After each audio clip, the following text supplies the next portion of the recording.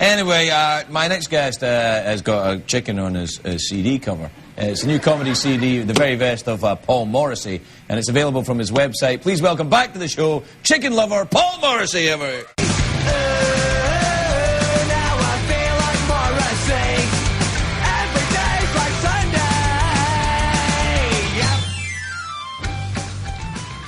Welcome to the Alley-Oop Podcast, folks. I'm your host, Paul Morrissey, and we have a very special episode today. My guest, Ken Levine. He's the Emmy-Award winning writer, director, producer. He's been the head writer on TV shows like MASH, Cheers, Frazier, Wings. He's also written a couple episodes of The Simpsons, so as far as TV writing goes, this guy is one of the best. He's done just about everything he can do and is as successful as you can be as a TV writer. And he's also written a screenplay, a couple I think, but one of my favorite comedies from the 80s is a movie called Volunteers, which stars Tom Hanks, John Candy, Gedde Watanabe, which is, if you guys don't remember, Long Duck Dong. He was in Gung Ho as well. Had 3 or 4 just super funny movies, and also Tom Hanks is amazing in this, and met his wife Rita Wilson on the set of Volunteers. The bridge you are building, when will it be completed? The bridge? Oh, you're interested in our bridge. As I said, it would be very difficult to say. I do have a very fine young man working on it right now, but why do you want to know? Opium is my business. The bridge mean more traffic. More traffic mean more business. More business mean more money. More money mean more power. Yeah, well, before I commit any of that to memory, would there be anything in this for me? Speed is important in business. Time is money. You said opium was money. Money is money. Well, then, what is time again? So Ken wrote that screenplay, and to bring sports into it, amazingly enough, as he's doing all of this Emmy Award-winning writing on these super successful TV shows, his dream was to be a play-by-play announcer, a baseball play-by-play announcer. So he was so intent on chasing this dream, he applied for all kinds of jobs. He talks about in the episode that he did go to the top of Dodger Stadium every night for a couple years and just recorded into a tape recorder because he really just wanted to practice and get good at it. And so while he's a successful TV writer, most people would kind of relax and enjoy that success. He really wanted to chase this dream. So he, amazingly enough, got a job as the play-by-play announcer for the Syracuse Chiefs, which I believe is the farm team of the Toronto Blue Jays at that point, and actually went from Syracuse to landing a job as the Baltimore Orioles play-by-play announcer, and was even so good that the Seattle Mariners hired him away from the Orioles, and did that for a few years with the Mariners, and then got hired by the San Diego Padres. And just an amazing, talented guy. That's pretty awesome to be that successful in comedy and sports. So I really identified with, coming from that, because I went from TV sports to comedy. So he did the interesting other way and was more successful at both of these. So I figured I could learn a lot from him. And also, he has this great blog. He talks about TV and writing and different things about Hollywood, I guess, but mostly about TV and interesting things. And it's in the last, I guess, week, he wrote a blog about Zach Braff. And if you don't know about, I guess, the controversy, there's a thing called Kickstarter, which a lot of people use for a fundraising tool to get projects made or to raise money for good things when people don't have money to afford them. So if you remember one of our episodes, we had Steve Maison, who his dream was to be on the David Letterman show, and they made a documentary about it, and he actually did make it to the David Letterman show. So the documentary was half funded by money from Kickstarter, people donating because Steve had cancer, and that was one of his dreams, was to be on the Letterman show. So it was like, it built a community, built some buzz about the movie, and it gave money to people making a movie who, without the help of other people, it wouldn't have gotten made. And so I guess a month or so ago, Veronica Mars, this TV show, which has been off the air for a few years, their fans, I guess, raised money. I think they raised $2 million to bring the show back, or to make a movie, or to fund the show, basically, which is owned by, I think, Warner Brothers. So Warner Brothers doesn't need the fans' money to make the show. If they want to make the show, they can make it. So I guess that was kind of the first abuse of Kickstarter, to raise $2 million from regular people for a major studio. And then just recently, Zach Braff has tried to, he's raising money for his movie, which I don't blame Zach. Kickstarter definitely became the cool thing to do, in a good way to not only raise money, but to raise awareness and create some buzz for a certain project. If you're making a movie, people can see the trailer, feel like they're a part of it. And so I really feel that maybe Zach Braff's agent or publicist or somebody told him this would be a great way to kind of create some buzz about the movie.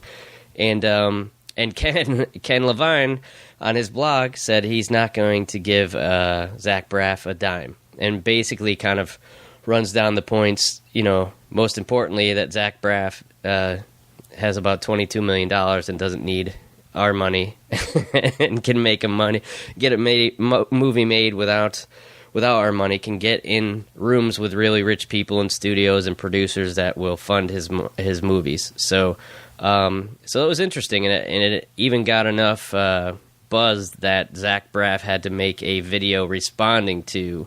I think it was mostly due to Ken's column. So if you want to check that out, I will put it's Ken Levine, .blogspot.com is his website. I'll put the link on alleyoopodcast.com, which is our official website. And, just enjoy listening to these stories about MASH, Cheers, a lot of great things, and jumping into the arena of play-by-play in Major League Baseball. I don't think I've met anybody who's been a Major League play-by-play announcer. So this was great to just sit down and talk to a guy who's done so many things. So I hope you enjoy this episode. As always, you can check out everything on our website. If you want to email us about any guests, you can email us at alleyoop.podcast@gmail.com. So that's alleyoop.podcast.com. Oh, at gmail.com, sorry. I always screw that part up. And we also... Twitter's building. I think I got like 15,000 followers on Twitter now for @paulmorrissey.com. So PAULMORRISSEY is my Twitter handle. And we also have @Alleyoop Podcast too.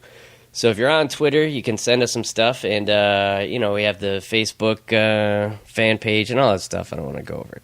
And my official website is paulhasawebsite.com, of course.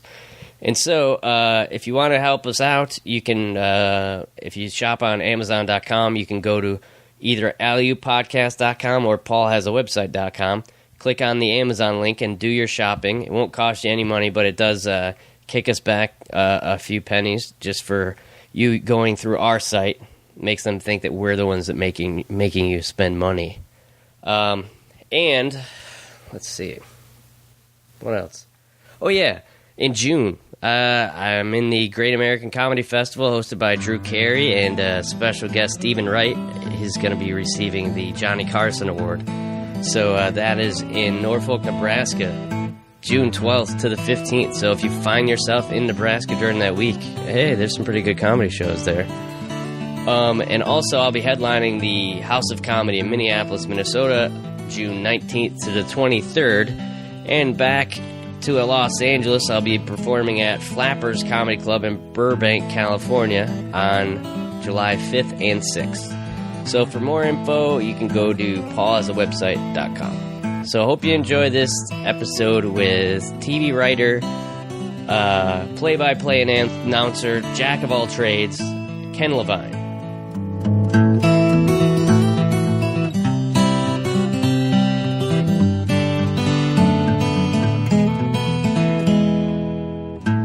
Right now. Right.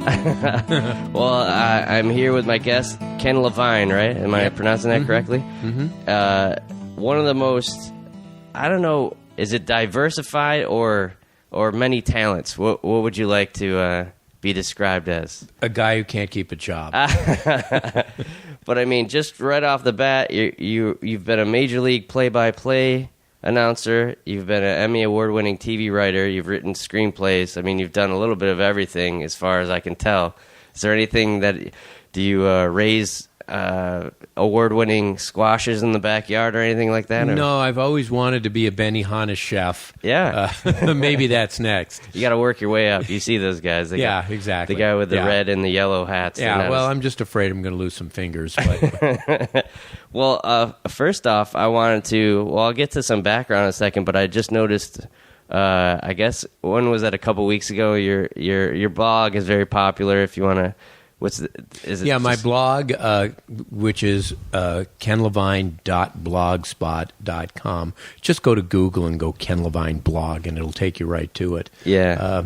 But I've been doing the blog now for almost 8 years, and I post something new every day. And it has kind of built a following. It's kind of taken on a life of its own, which is really kind of nice. I kind of have my, community of readers. Yeah. And I think that's the important thing, is just putting up new content. So what do you usually talk about on the blog besides, I mean, I know it's a lot of TV stuff. Well, usually it's humor-oriented. I'll tell war stories of working on Cheers and MASH and Frazier, baseball stories, advice for writers, sketches and things like that. And every Friday I have a feature where I answer questions from readers. Oh, okay. So they have questions about selling scripts and how you get an agent, and just kind of background information about television and features. Oh, okay. So that's kind of what I do. I don't make any money in it. Yeah. as Probably dumb to be doing this for so long, considering I make no money. But it's a labor of love, and kind of paying it forward. I was very fortunate in terms of my TV writing career. Yeah, and I think it's a thing of keeping your maybe skills sharp, or just getting your mind. It's kind of like stretching exercises for a writer. Yeah. But just in the last, I guess, week or two, there's the Kickstarter column got a lot of heat. It suddenly went viral. I wrote an article about Zach Braff going to Kickstarter to try to get a couple of $1 million for a movie that he's trying to make. And he's worth $22 million himself. And I wrote an article saying, basically, I thought it was unfair for Hollywood celebrities who have access to agencies and money people and distribution and that sort of thing to use a site like Kickstarter, which my understanding was for people who don't have access. Exactly. And so that, it is siphoning money away from other projects from unknown filmmakers. And I also commented that Hollywood likes to do this and likes to exploit various organizations and things. And I cited Sundance Film, exactly, which the film festival used to just bring in all kinds of new talent. And now a lot of stars are in these movies, and all the Hollywood agents are there in Park City, and it's very much a Hollywood thing. Comic-Con is the same thing. Yeah. I mean, it used to be just, people selling their comic books, and now Hollywood uses it as a marketing ploy, and it has become a big deal. So anyway, I write this article and post it the same way I post every article every morning. and I wake up to see that it had received 129,000 hits in the last hour. And I've gotten like well over 1 million hits on this thing, not to mention other blogs commenting on it and other websites doing articles about me talking about it. And it was really sort of an interesting experience. It's still amazing to me how some Nimrod can sit in a computer and offer his sagacious opinion about something, and then all of a sudden, 1 million people are reading it in the course of one day.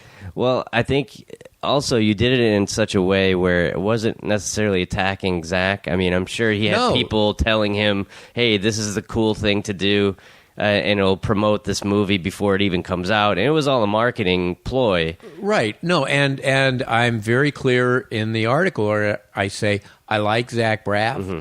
I liked his first movie.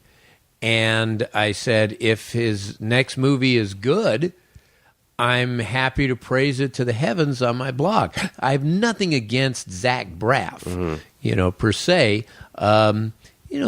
Veronica Mars did the same thing. Exactly. I mean, it's a little bit different in that the producer of Veronica Mars tried unsuccessfully for 6 years to try to get funding, but it's a property that's owned by Warner Brothers. And so when people are giving Kickstarter money to pay for the production of this movie, do understand that you are paying for a Time Warner major motion picture. Right. Okay? And you're not even considered an investor. So they don't have to pay you back. Yeah. They don't have to give you profits. They get away with just giving you some T-shirts and things. And if you're a fan of Veronica Mars, fine, but just know that really what you are doing, it's not a grassroots independent film kind of situation. You are funding a Warner Brothers movie. You might as well be funding Iron Man 3. Yeah, you got another executive, an extra car. Yeah, yeah. And for Hollywood, I'm worried that they're going to look at this and say, this is cool. This is a way for us to fund our movies, and it doesn't cost us anything. Yeah, I mean, that's basically how...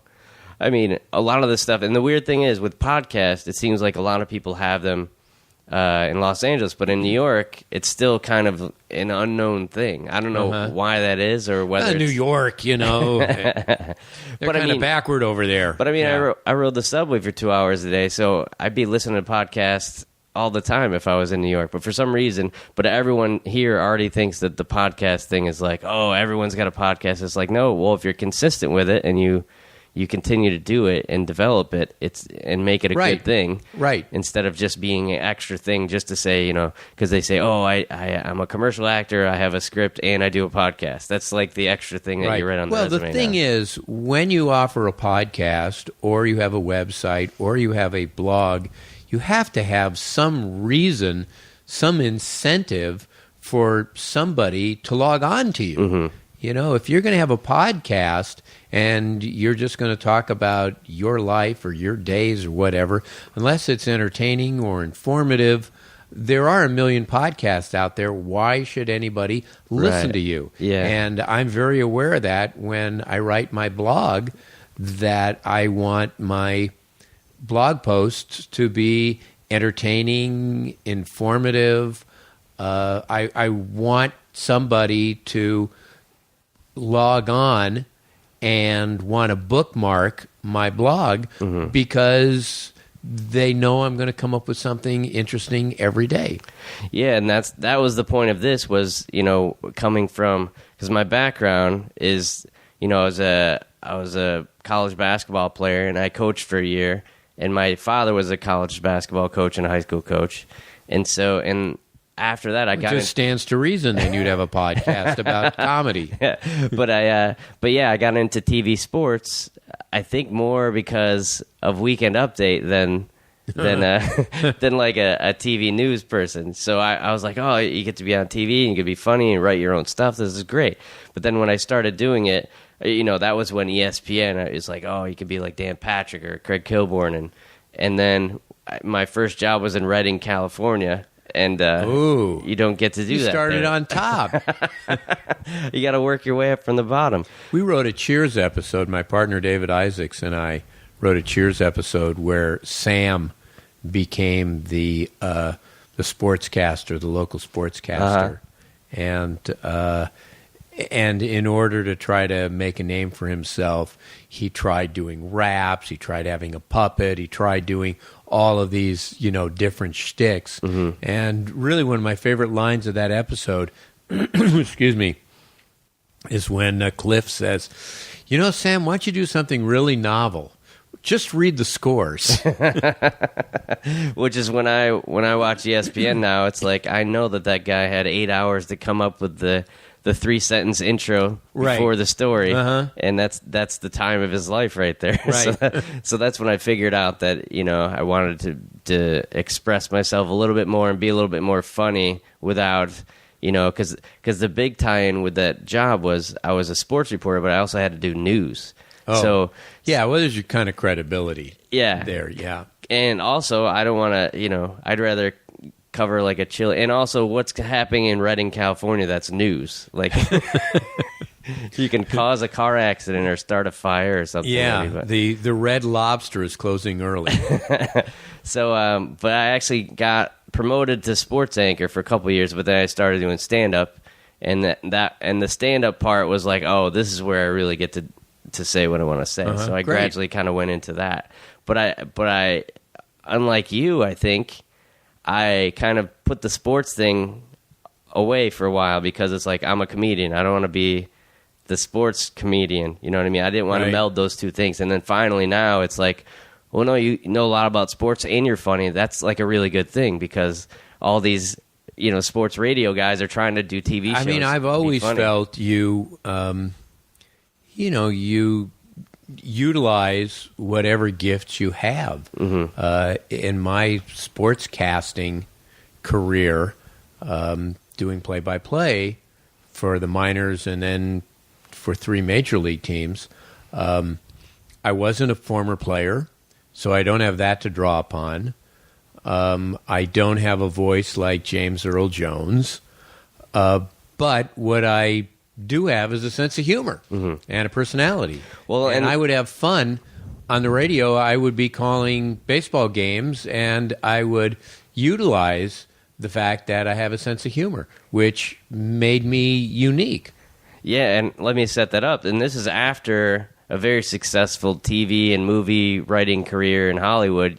Because we just talked about it before I started recording that you decided that you'd always wanted to be a play-by-play man. Is that how it started? I wanted to be a play-by-play guy from the time I was 8 years old, and I first heard Vin Scully.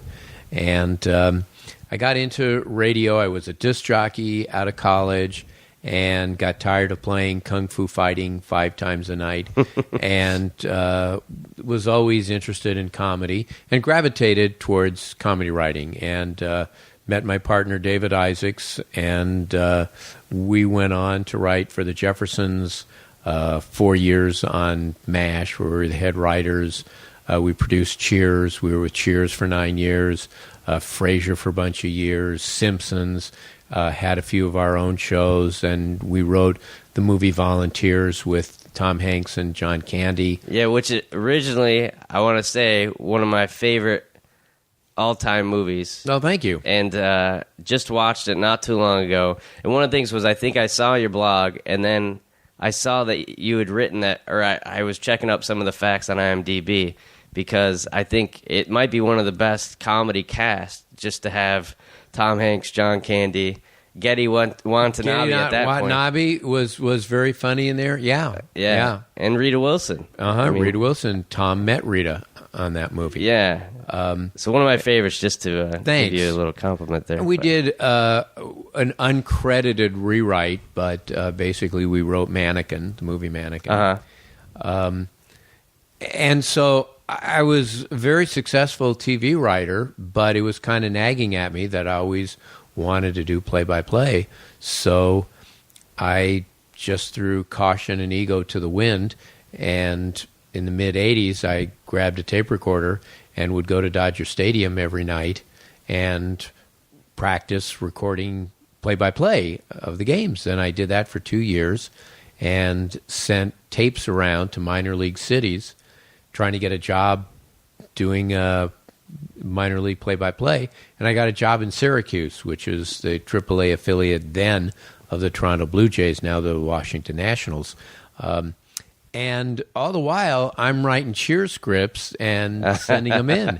And I did 3 years of the minors, 1 year in Syracuse, 2 years in Tidewater, which is actually Virginia Beach. And there was an opening with the Baltimore Orioles. And I sent in my tape like every minor league announcer and got the job. Unbelievably, I got the job. And so I was broadcasting the Orioles for a year and then got hired away by the Seattle Mariners and was in Seattle for a few years, then San Diego for a few years, and back in L.A. doing some stuff for the Dodgers, and all the while continuing my writing career. So I was you're really doing kind both? of juggling. Oh, wow. Yeah. Yeah. That's pretty amazing. Yeah.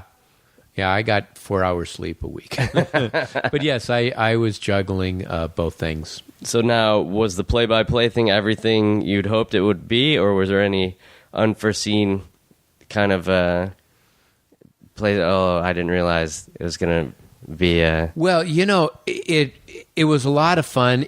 There are times when it is a grind, when you're with a bad team and you're basically mathematically eliminated the All-Star break, and you have 80 more games to go, and you know that the town isn't interested anymore because the team isn't that good. But you still have to sound great, and you still have to go on all the road trips and everything else.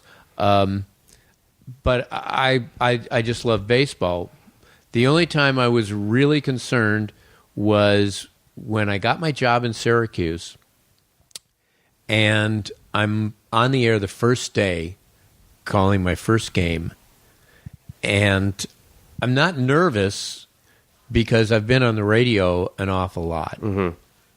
But the thought occurred to me, you know, when I was doing these games for 2 years at Dodger Stadium, if I was sick one night, I'd just blow it off.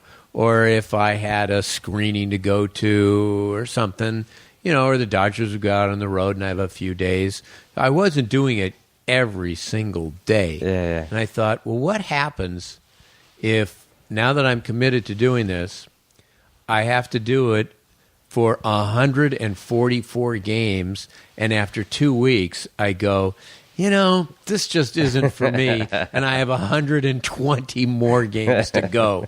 And that was kind of terrifying. And fortunately, that never happened. Yeah. And when I came to the end of the season and was depressed that it was coming to an end, that's how I knew that I was really bitten by the bug. Yeah. And so, you know, no. I mean, the travel can wear on you. Being away from your family is always tough. Right. But the actual play-by-play, calling the games and being around the team and everything was everything that I had hoped it would be. Yeah, and I'm wondering, like, because that's one of the things you miss as far as stand-up. I mean, one of the real neat things when you're younger, it's a very independent thing, and you're kind of almost like a cowboy. You're going into every town on your own, and, right. And coming out of there, you're just, you know, you don't have killed in Reading. Well, you have no tools. It's just you. Right. So it's kind of empowering a little bit. But then what I do miss about the sports is the team aspect of it, and the whole point of like the season. And I feel like, you know, when you're even in there's TV, a continuity. Yeah. There's a real continuity, and you really get to know the players, and you start rooting for them just as individuals. Yeah. And you know what they're working on. You know, you're watching a hitter trying to change his stance and take the ball to the opposite field. And yeah, there is a continuity. It sort of gives a shape to your life and a shape to the year, and that is part of the fun. You talk to ball players, and you ask them, well, after your retirement, what do you miss the most? And rarely will they say playing. Mm-hmm. Usually they'll talk about the camaraderie, Right. and being in a locker room, Yeah. and being a member of a team. That's the thing that they miss the most. Yeah, and you don't get that when you're a stand-up comedian. It's just you competing with all of the other jealous stand-up comedians. And that's the thing is I was a point guard, so I mean that's one of the aspects that I really There's no assists in comedy. Yeah. You can't dish off to one of the other guys. Well, that's why I'm one of the comedians that I enjoy acting because I like the ensemble part of it. I like writing, like on you should get involved in improv. Yeah, I've done that too. Comedy. Yeah, so I just did a sketch pilot at the Comedy Central stage a couple months ago, and that was fun because you're just gearing up for this thing. It's almost Right. like preparing for a game, you know. Mm-hmm. So it's it's interesting to hear that. I mean, when you did get the play-by-play job, was there a thought of I'm going to work my way up ultimately to get to a certain job, or was there a dream job, or you just wanted to keep doing it? You know, to be very honest, when I got a job in Syracuse, I thought that was pretty much the end goal. Mm-hmm. To be able to get up in Okay. the morning, and my only responsibility was to go out to a ballpark and announce a baseball game, Yeah. I thought was pretty much the end of the dream. It's so hard to get into the majors. So many things have to fall into place. The planets just have to be really aligned. And I never realistically thought that I could get to the major leagues. When I sent my tape, you know, every minor league announcer sends their tapes Right. to the big leagues. I don't know what the percentage is of minor league announcers that make it, but it's probably very small. It's probably 5-7%, something like that. So my feeling is, you know, to be disappointed if I'm not one of that 5% would be setting myself up for disappointment. Yeah. And you know, and not very realistic. So, you know, once I got a job in the big leagues, then I was playing with the house money. I mean, I was, you know, extremely lucky. Yeah, I mean, and going back to that part you said about the teamwork, that's, you know, I covered, because I was working at a TV station in Binghamton during my college years, so we covered the Mets and the Harrisburg Senators were one of the team, and I still remember most of the players, but I remember they said that their center fielder was the best minor league player at any level. And so I'm like, yeah, whatever, you know. Right. See Was this. he? Who was it? It was Vladimir Guerrero. Well, And he was. He was, He had yeah. a home run and a couple doubles and stole a base and had a great catch. And that's one of the times I'm like, wow. And you saw him as a minor leaguer. right. So that also dates you, by the way. Yeah. But also when I was in Reading Chico, they had the Chico Heat, which was an independent team. And there were all these guys that had been drafted by the Yankees and had their cup of coffee in the majors, but they just wanted to still play baseball and be part of that. Right. And there is something special about that, you know. I remember we had a guy on Syracuse who had been in AAA ball for like 8 years, and he had gotten one at-bat with the Kansas City Royals. Yeah. Grounded out. That was his only at-bat. Sent back down the next day. And I asked him at one time, why are you still doing this? I mean, at the time, he was probably 35, 36. No chance of getting up to the big leagues at that point. And he said, well, because when my playing career is done, then I'm working in a city park handing out sports equipment. Right. You know, so he wanted to hang on and to continue playing as long as he possibly could, which I certainly understood. Yeah. It's almost like the the baseball version of a slap shot, you know, that Yeah. Can I coach? Can I be at first base? Can I be a manager? Like, they just want to be part of the game. Yeah. And so I totally understand that. And also it's kind of funny now, even the few teams that I covered, the intersections of like one of the teams I covered was the Raiders, with John Gruden's first year. I did training camp. Okay. And John Ritchie was a fullback, just a average fullback, and he's partners with Artie Lang on this big sports radio show now. Mm-hmm. And I used to interview John every week because he was the funniest guy, and nobody was really talking to him because they're talking to all the stars. Right. So you must have a lot of kind of intersections. Especially, were there any guys from the Chiefs or any of the other minor league teams that you kind of at least see now or ended up? Let me think.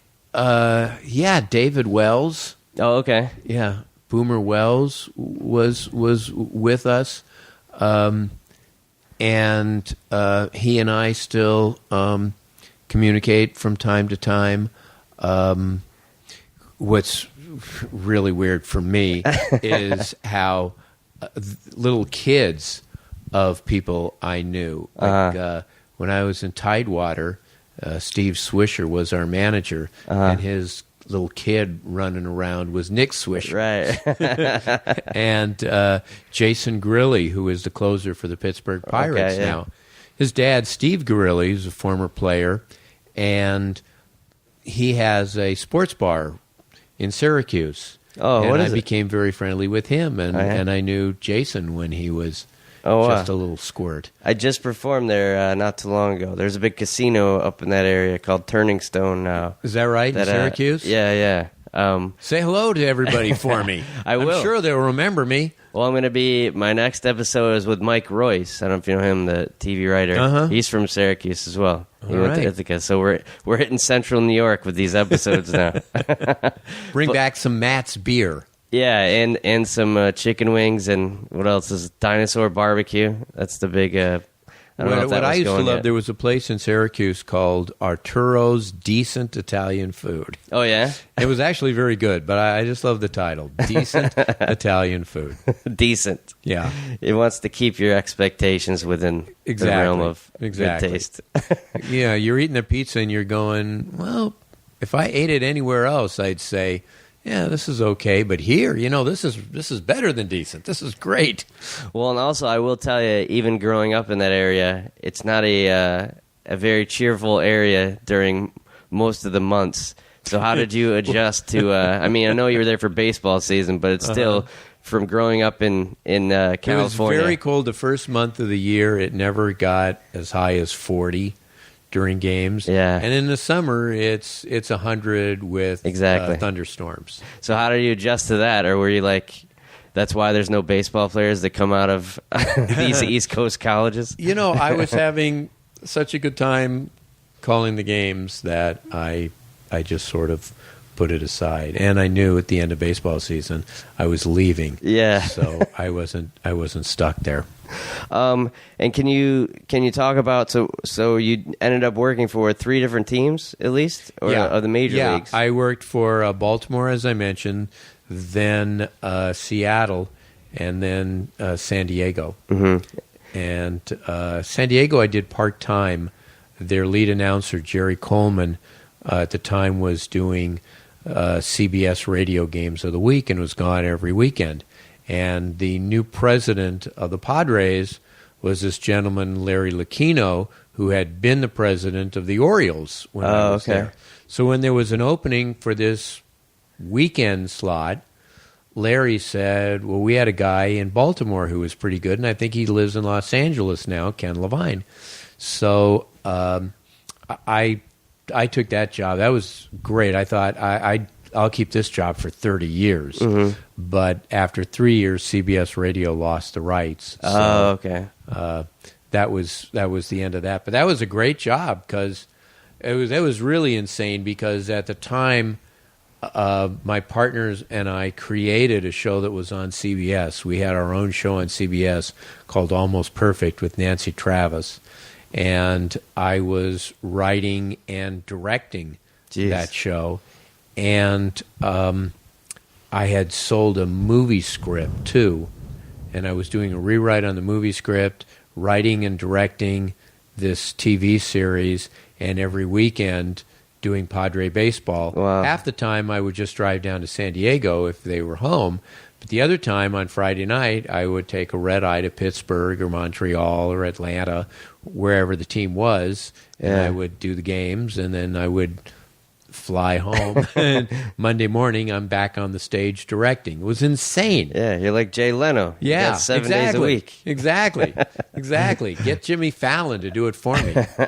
So then, but I wanted to go back to the TV writing thing. So when you grew up here, how did you end up getting into like comedy writing, or were you a performer at any point, or were you? No, not really. I was a radio performer in the sense that I was a disc jockey when I got out of school, and I moved up the ladder.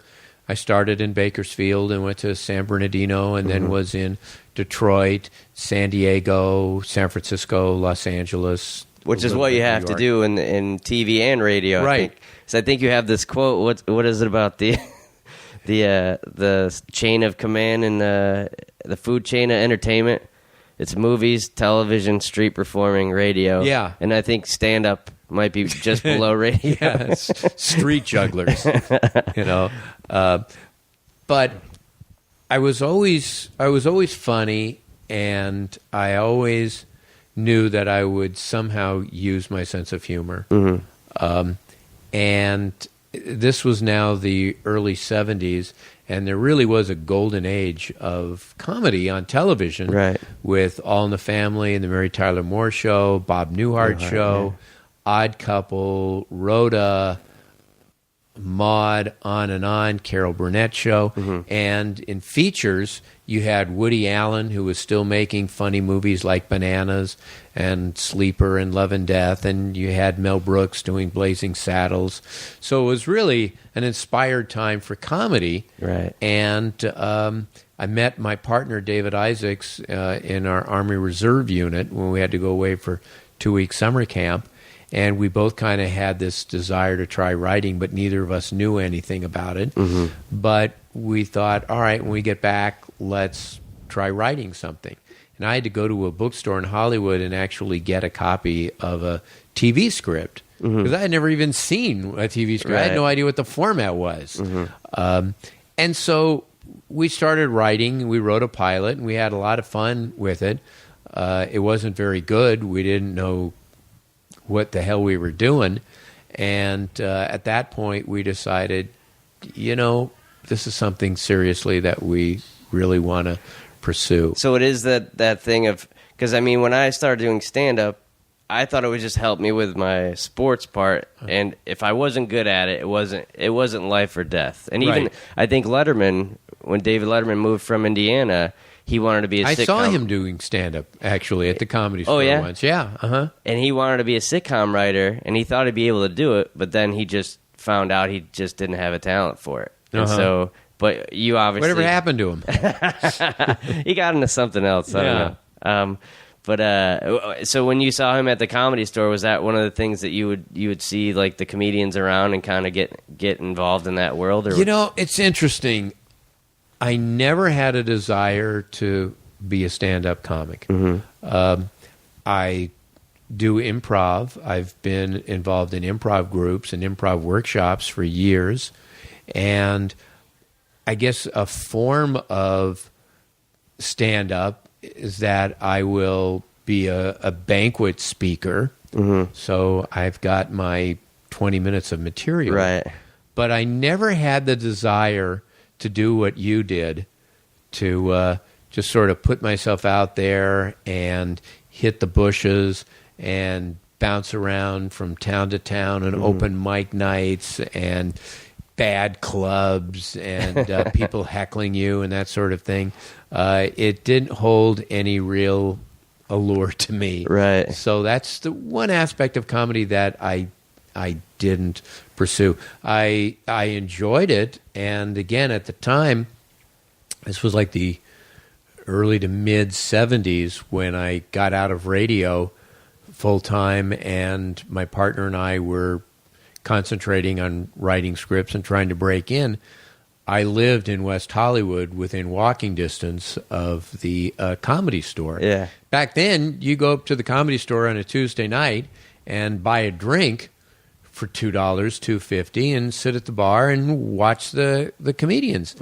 And from time to time, guys would come in, like Richard Pryor would come in unannounced one Thursday night at 11 o'clock to try out some of his material. Right. And it was unbelievably great. And so I would see Steve Martin and David Letterman and Charlie Fleischer, and all of these guys would come sweeping through. Yeah. Yeah, that's a great time at the Comedy Store. And, they still have all those great stories about... Andy Kaufman I saw there. Yeah. Robin Williams. Well, Robin was in an improv class with me, so okay. I knew Robin from that. But, that must have been interesting. Yes, it was. Did he stick out in the improv class? He was very talented. I mean, at the time, he was doing Mork and Mindy, so it's not like he was an unknown. But he would use you like a prop. Right. He would just use you like a prop. But it was fun working with him, and it was certainly fun watching him work. Uh-huh. And so, and this is kind of neat because, so even in the writing thing, you kind of have a partner. So it is almost like kind of a team thing going there. Yeah, very much so. Do you feel like that was a helpful... Oh, tremendously. Yeah. Especially in comedy, which is so subjective, and you're writing material and you're thinking, is this funny? Does anybody else remotely find this amusing? Uh-huh. And to have somebody whose word you trusted also like it kind of validated it for you. Plus, writing in general is a very lonely pursuit, and it's much more social if you have a partner and it's the two of you, and you have someone to go to lunch with, and a motivating thing. Yeah, exactly. A motivating thing. You have two partners based on their strengths and weaknesses, can complement each other. So, yeah, I mean, David and I have been partners. This is our 40th year. Wow, that's amazing. Yeah. And I'm only 31. That's incredibly amazing. Well, you stopped counting at 39. Exactly. Yeah. Exactly. And also, I just started experiencing this because I do like working with other people, but there's a few things that I was, in the pitch room, as they say, by myself. So if you're talking to two people and I'm by myself, and I'm like, this is funny, you can ask. There's 100 people laughing at this last night, but you feel a little outnumbered. So it must also give you a little confidence that, like, all right, the two of us both know it's funny and we like this, so we'll stand behind that. Right. And it forces you to pitch. It forces you to not just come up with a joke in your head and type it down on a piece of paper. Go to your computer and have it print up as a piece of paper. But, it teaches you have to pitch the jokes to your partner. Yeah. And you sort of learn that skill. That's the same skill, pitching a joke to your partner and pitching a joke to 7 other writers sitting around a conference table if you're on staff of a show. Yeah. And so now, when you guys moved into that type of setting, what was your first kind of big break as far as writing goes that you're like, wow? The first script we sold was for the Jeffersons. Oh, wow.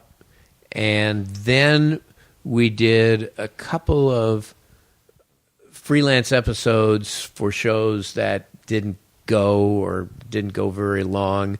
We did 2 episodes of a thing called Joe and Sons with Jerry Stiller. It was on CBS. We did a backup pilot script.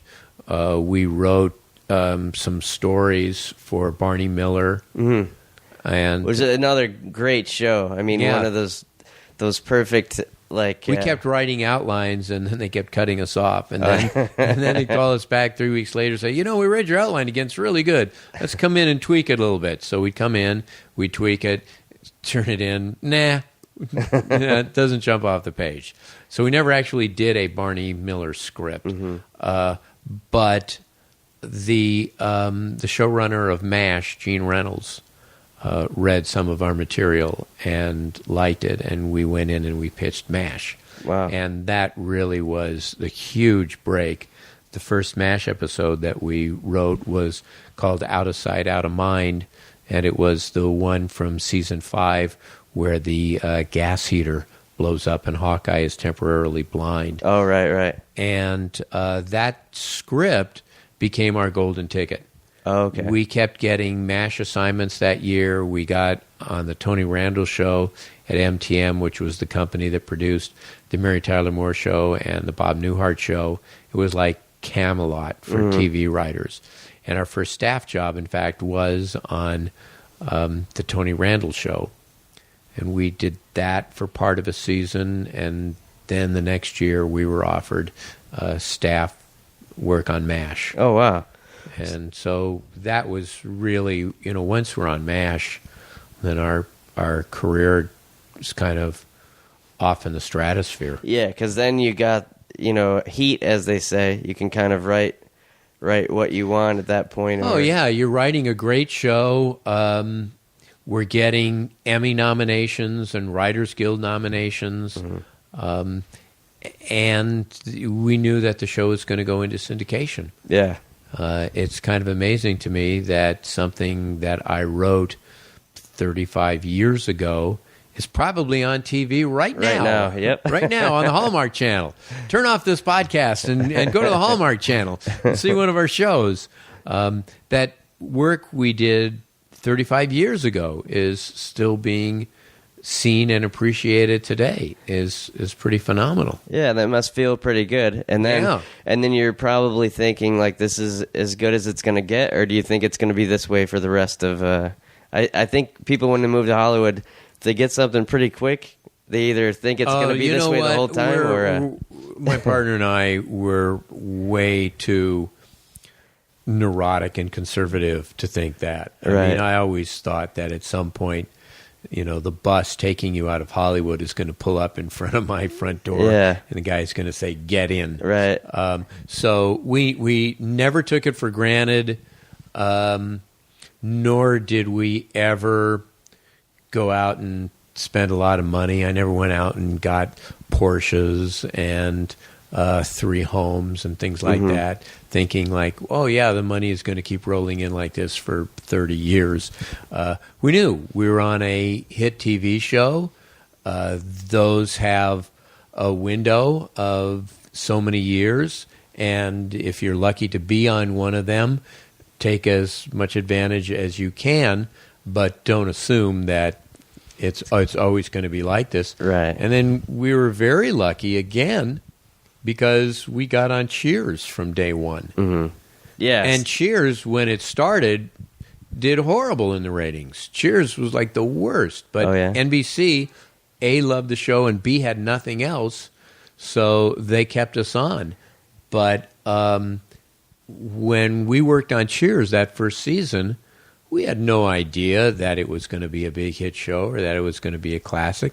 By the time we were on MASH, it was already like a big top 10 hit. Right, okay. And we knew that, this is a big hit. But Cheers, we didn't. And then the fact that it caught on was great. And that but I still maintain the first season of Cheers, the lowest rated season by far, was the best. Yeah. Yeah, it was the best of the 11 years. And I mean, I know there's writers that still they'll write like episodes of Cheers to show like for their spec scripts. Yeah, right. Because it's such a revered show. And so that must have been a certain amount of... Either that or they're just getting out the spec script that they wrote 20 years ago, putting a new date on it. They're using characters from different shows, so right. that might be a certain amount of drug use or drinking. But then so Cheers must have been, to be with something from the ground up. When was your first like thinking like, hey, this is going to be a big hit, or because you already think that first season is a great. I got for Christmas. We all got these Cheers satin jackets. And so I wore the jacket around. Mm-hmm. And people would come up to me, strangers would come up to me and say, God, I love your show. I love your show. It's great. I don't understand why more people don't watch it, but I watch it all the time. I'm telling my friends and that sort of thing. And we heard that enough from enough people that, you started getting the vibe that there's perhaps a groundswell, that there's kind of an underground. And the audiences that came to the filming were very responsive. What really helped us a lot was summer reruns. Mm-hmm. There were a lot of people that discovered the show in the summer in the reruns, and that August or September we won the Emmy for the best show. Mm-hmm. And the Charles brothers won the Emmy for best writing for the pilot, and Shelley Long won an Emmy. So it had gotten some recognition, and the second year, numbers started to improve considerably, and then the third year, Cosby came on. And it's the old story where high tide floats all boats. Yeah. Once Cosby came on and was getting 45 shares, then everything else went way up. We became a top 10 show, and we stayed a top 10 show. We were a number one show for a while, but Cheers remained a top 10 show for like its last 9 seasons. Yeah, it's amazing. Yeah, it really is. And such a talented cast. I mean, even to now, I mean, Ted Danson, still like a huge part of the Curb Your Enthusiasm cast, and Woody Harrelson, sure, still Woody a movie became star. a big movie star. Kirsty is around. And George Wendt, one of my weirdest Hollywood stories was I was living down in Playa del Rey, and went into this bar restaurant, and there's one side that was empty, except for one guy. George Wendt in the bar. Huh. Seeing Norm from Cheers in a bar. Yeah, he loves that when people do that. No. It's about the weirdest thing. So actually his wife was with him, and then Bernadette. it turned out that his son was playing in a band at that. So we ended up he's chatting a a great little. guy. Yeah, such a great guy. But I'm like, oh, you got to know this is the worst place for him to be in. He's just dreading anybody recognizing him. No, I think if you were in a Chuck E. Cheese, yeah, that might be the worst place. Well, that guy I was speaking of, Danny Breen, was George's roommate in Chicago. So he said, when they would go to baseball games, nonstop buying beers for it's just like I think Woody Harrelson talked about that too. Yeah. When you work in a bar on a TV show, there's really a nonstop alcohol coming at you. And then Frazier ends up, even after the great run of Cheers, you end up on another great show. We got involved in Frazier. The 3 creators of Frazier, David Angel, Peter Casey, and David Lee, had worked on Cheers, so we knew them through that. And so, we consulted, wrote a bunch of episodes, and I directed some on Frasier. Yeah. And so now, what do you think of the state of kind of television? Is it something that you think is going in a good direction, or just? Well, I'm encouraged to see that comedies are coming back. Mm-hmm. A few years ago, there was talk that comedies were dead, and I always felt it was just cyclical. But there are more comedies. Networks are going to be programming more nights of comedy this year than last, and it's good for me as a viewer because I enjoy watching good comedy, and it's good for the industry because there's a lot of very talented comedy writers who will have more opportunities of landing this year. And what do you think about at least 3-camera sitcoms? Do you think it's a thing that's going to be cyclical, or do you think it's something that's everything's kind of moved on to single camera at this point? Oh, no. Multi-cameras are going to be around forever. Mm-hmm. I mean, a number of reasons. Number one, they're cheaper to make than single camera. Number two, when you look at the greatest sitcoms down through the last 50 years, with a couple of rare exceptions like MASH, they're all multi-camera. Right. From I Love Lucy to The Honeymooners, Bilko, Dick Van Dyke Show, Mary Tyler Moore Show, All in the Family, The Odd Couple, Rhoda, Phyllis, Maude, Taxi, Cheers, Frazier, Friends, Seinfeld, Yeah, Seinfeld. Everybody Loves Raymond, Big Bang Theory, Two and a Half Men. Right. I mean, they're all multi-camera shows. Yeah. And there was a glut of them in the late 90s, and they weren't very good, and they were all very formula, and I think people got tired of that form. But, I hear people say, well, young people don't like this form. They don't like multi-camera shows. And I say, really? Because all the young people that I know, people who are now moving into their 20s, their orientation into TV comedy is Disney Channel, Nick at Night, places like that. Yeah. They're all multi-camera shows. Right, yeah. Saved by the Bell. Right. They're all multi-camera shows. Hannah Montana, all these things. That's My Raven, whatever. They're all multi-camera shows. And so I think that generation is used to multi-camera shows and comfortable with multi-camera shows. So I think that they will be here to stay.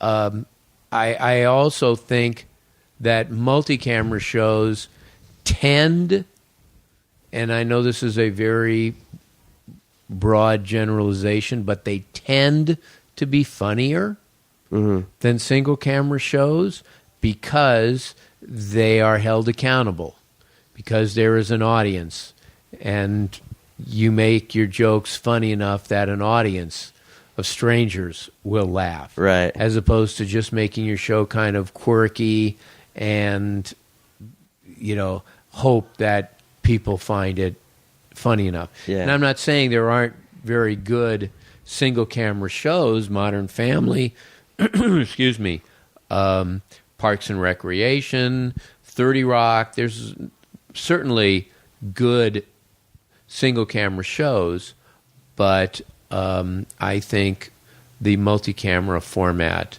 has a lot of legs. Yeah.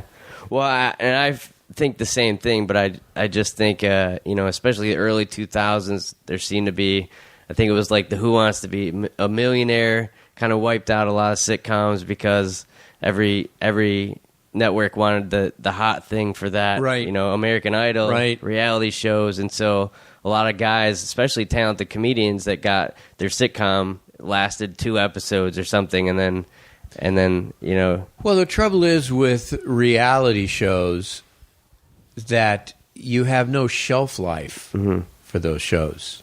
You watch Survivor or Top Chef or American Idol or The Voice, and there's the drama every week where you're kind of following the storyline to see who is going to win.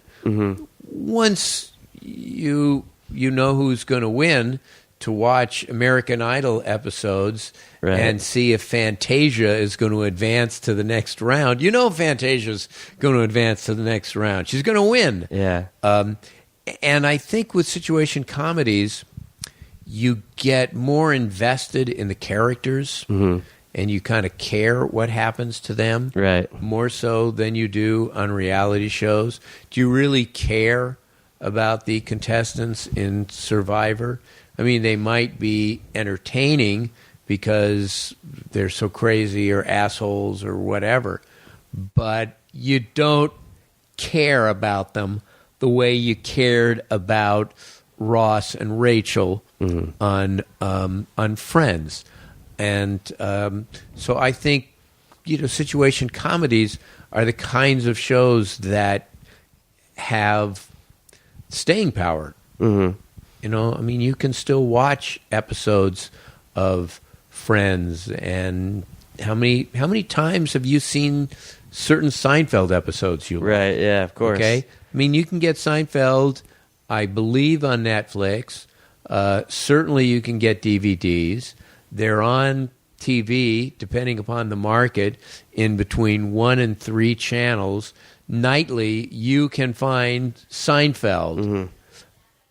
Probably you've seen most or all of the episodes, but you like the show and you watch it anyway. Right, yeah. You know, you're not going to watch a 7-year-old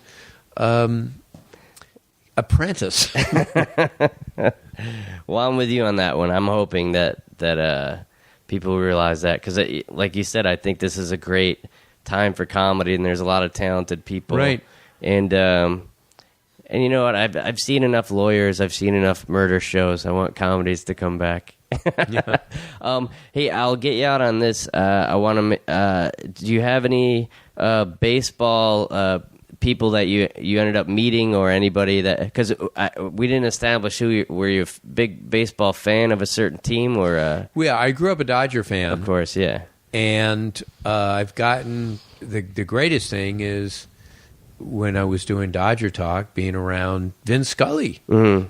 You know, and every time that I'd pass Vin Scully in the press box and he'd go, "Hi, Kenny," Yeah. it was like, oh my God, the prettiest girl in school knows my name. Yeah. So that was really huge. In terms of ball players, Tony Gwynn, Mm-hmm. you know, is just a absolute class act. Ken Griffey Jr., who I'm still somewhat friendly with. Mm-hmm. Cal Ripken. I was fortunate enough to get to see and work with a lot of great, you know, players.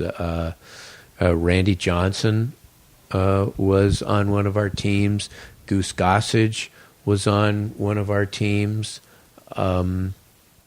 You know, and I've had a chance to meet Sandy Koufax and Lasorda, of course, probably, and, right? Yeah. You know, Willie Mays and you know, a number of, you know, of those great iconic players. I remember 1992, I think it was my first year in Seattle, and we went into New York to play the Yankees one weekend, and it happened to be Old Timers Day at Yankee Stadium, and they had, you know, Tom Tresh and Whitey Ford and Joe Pepitone and Moose Skowron and Yogi and all these great Yankees, and there they are in uniform, and Mel Allen was the PA announcer, and showing up not in uniform in a suit, but showing up was Joe DiMaggio. Oh, wow. And so now it's over, and I'm back up in our booth calling the game, and the booths at the old Yankee Stadium were separated by glass. And next to our booth was like an owner's box kind of thing. And there, sitting in the owner's box, like right next to me on the other side of the glass, was Joe DiMaggio. Yeah. Like, oh my God, I'm calling a Major League Baseball game from Yankee Stadium, and Joe DiMaggio is sitting right next to me. Yeah. I mean, that was a pretty amazing experience. And I'm a huge Yankee fan, and I grew up during the whole time during the 80s when they were terrible. All the So- Roy White and all those terrible years. But Mattingly, always my favorite player, Uh-huh. and so that's the one thing that I actually kind of, at least, I'm not against the Dodgers because Mattingly is part of that, because he's like one of my favorites, and still would be a weird.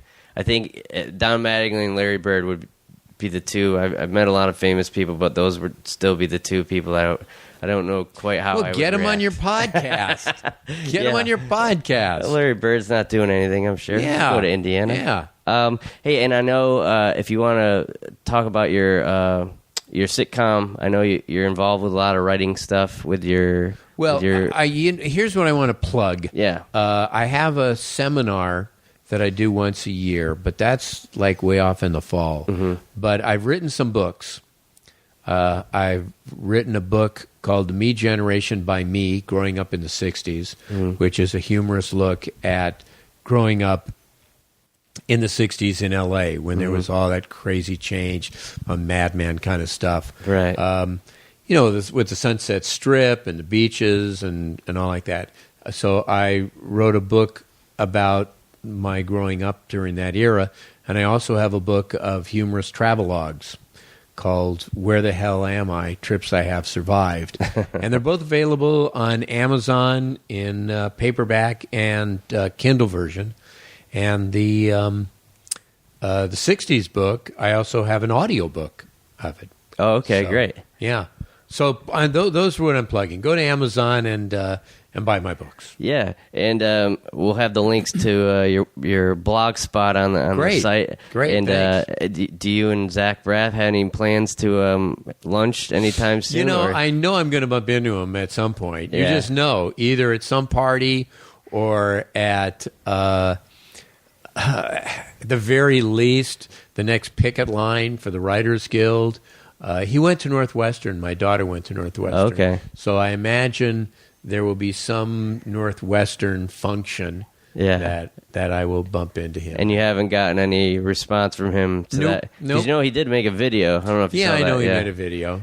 Yeah, and that seemed pretty kind of like, hey, I didn't mean to manipulate this thing, but I thought it was a very well written thing, and thanks so much for taking time out to talk to me. You're a super interesting guy. I'm kind of fascinated by people who follow. I mean, not only did you follow your dream in the TV writing, but with the baseball dream as well, and to follow through with that, and achieve all the success in there. Is there anything else that you'd still like to do, or you got any new dreams about mountain climbing, or?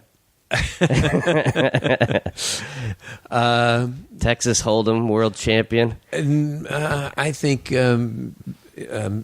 sleeping with Penelope Cruz would probably be it. Yeah, as long as your wife is cool with that. Oh, yeah. Sure, she's cool with it because she knows it'll never happen. Well, thanks so much, Ken, for being on the Paul. show. Appreciate it. All right, thanks.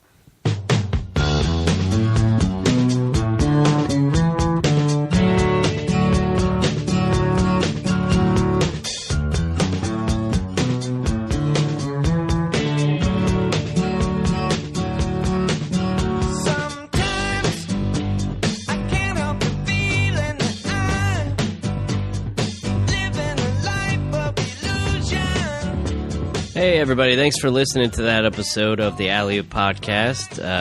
Thanks again to my guest, Ken Levine. Super interesting guy, man. Renaissance man, I would call him. Play-by-play announcer, TV writer, director. He's done it all. So check out his blog, kenlevine.blogspot.com. And also feel free to peruse around alleyoopodcast.com for other links and information about our guests and episodes.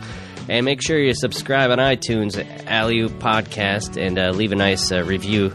I know it sounds silly, but it does mean a lot to the people who are in charge of giving us sponsorship and all that kind of stuff. So I know you guys are supporting the show, and if you can just continue to show that on the Facebook and Twitter and iTunes.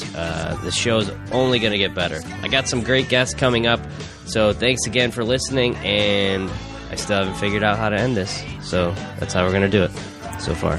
Okay, bye-bye.